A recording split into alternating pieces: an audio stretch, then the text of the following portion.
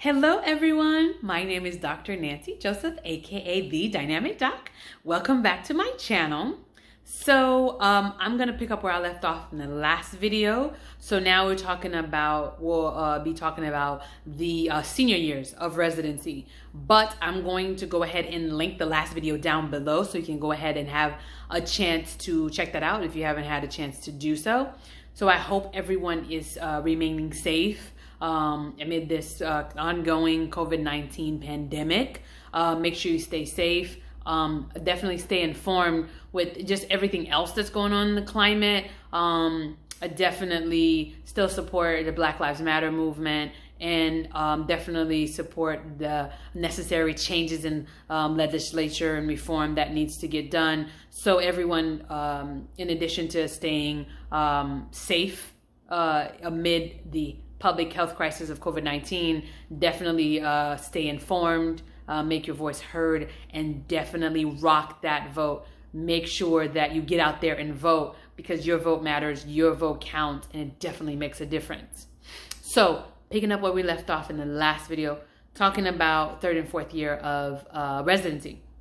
So now, let's say you finish taking your step 3s or complex 3s, and so now you're transitioning into second and third year of residency. And depending on how long or which residency you go to, that determines how long it'll be. So it could be up to 7 years. Like a residency program like neuroscience, or I'm not neuroscience, but neurosurgery is 7 years. Oftentimes ER is 4 years. General surgery is 5 years. And then the primary cares are usually 3 years. So I did a pediatric residency, so that was the 3 years. So after your first year, dubbed your intern year, you're now a senior resident. Now, transitioning into a senior resident, being a senior resident, responsibilities transition/change, but also your mindset has to change. So now, in addition to, hey, what do I need to do? You're thinking kind of ahead. Okay, so these are the steps I want to take for this patient.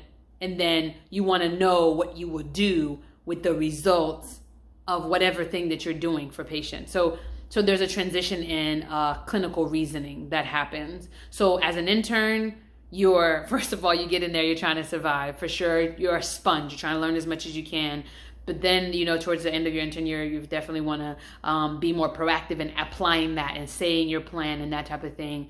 But as a senior, you want to be on top of maybe the small things that you weren't so on top of as an intern. But you also want to make sure that you are forward thinking. Okay, so I'm going to check this on this patient and I'm looking for this.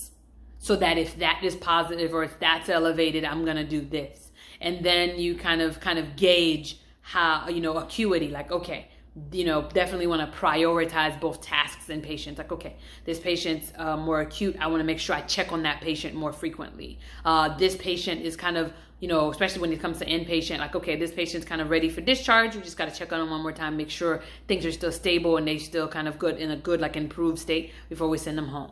That type of thing. By the time you become a senior resident, you should have kind of like a good, during your intern year, you want to get a good system in place to make sure you stay on top of your tasks. And so you're definitely, as a senior, keeping that in mind. And then above all, you're guiding, right? So now, you're a senior resident, you're guiding now the class beneath you, or the classes, depending on which year of a senior resident you are, you're guiding them to help them with this new transition. Especially, hey, you're a new senior resident, you're newly becoming a senior, if resident is July 1st, now the new interns come, you want to be able to guide them with whatever they need, with that knowledge of how things were when you were an intern, and just things that will help them get through the transition and help them be in the right mindset of how they should be thinking, so that when it's time for them to become a senior resident, they are in a good place. So that's really kind of senior year. That's kind of the mindset of senior residency, senior years of residency. The interns will be coming to you for advice, what they should do. Now you have that experience. One thing you'll notice as a senior, you may think okay, gosh, I was just an intern, I'm a senior, oh my gosh. You won't realize how much you've learned. Sometimes you may not realize how much you've learned until, maybe the interns start asking you questions and you're like, oh, I know the answer to that. I've encountered that too, or I've encountered that before, and you have recommendations. And so you'll be like, oh, you may pleasantly surprise yourself oh, okay, yeah, some stuff got through. I definitely learned. So that's that. Another important thing to be thinking about is next steps. So depending on your residency program, like I said, you'll be thinking about fellowship. And if you're primary care, then you'll be thinking about that around your second year of residency. Second year of residency is the time in which you want to get that exposure to whatever subspecialty you're thinking of subspecializing in or doing fellowship in.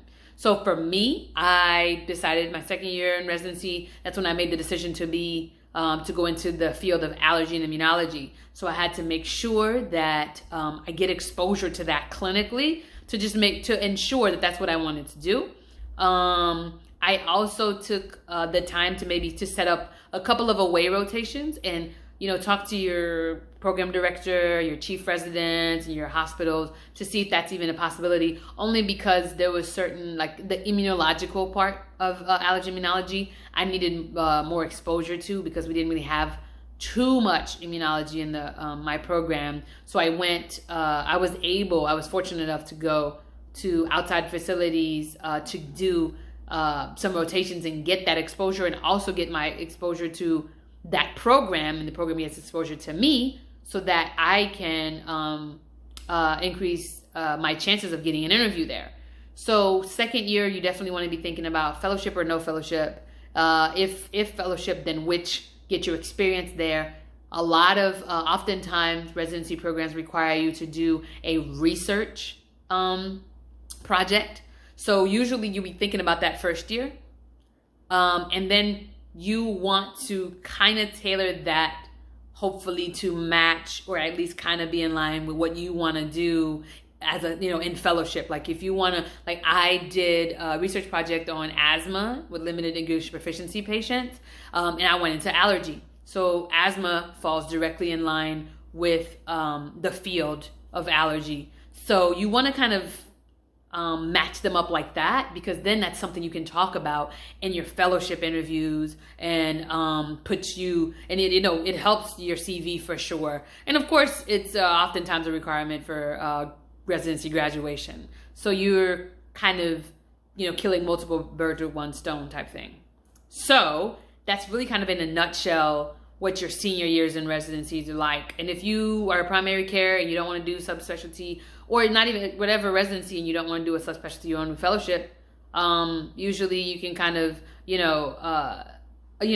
just gain knowledge, and then, the last year or close to the last year of your residency is when you think about what you want in a job, what kind of attending job you want, what kind of environment you want, all that type of stuff. But first, you got to talk about fellowships and what that process is to apply as a resident. So stay tuned. In the next video, I'll get more into that, the process of applying to fellowship, interviewing, and things like that. So in the meantime, don't forget to check out my previous videos, and please don't forget to like, comment, and subscribe, and I'll see you in my next video. Be blessed, stay safe, stay informed, rock your vote. Peace.